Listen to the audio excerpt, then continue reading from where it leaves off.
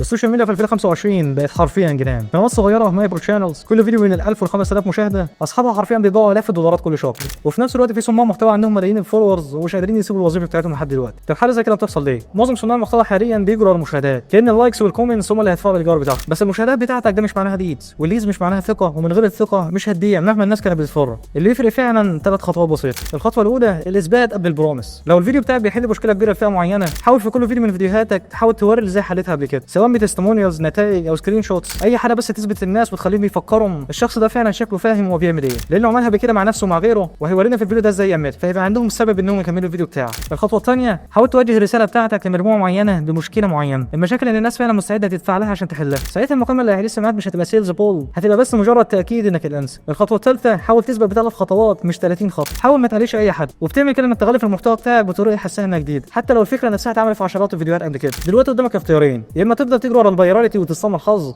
يا اما تبني محتوى يجذب الناس الصح اللي جاهزين فعلا يشتروا. ولو عايز نفس السيستم اللي بستعمله مع كل العملاء عشان نحول المشاهدات لليدز، اكتب لايك في الكومنتس وابعته لك على طول.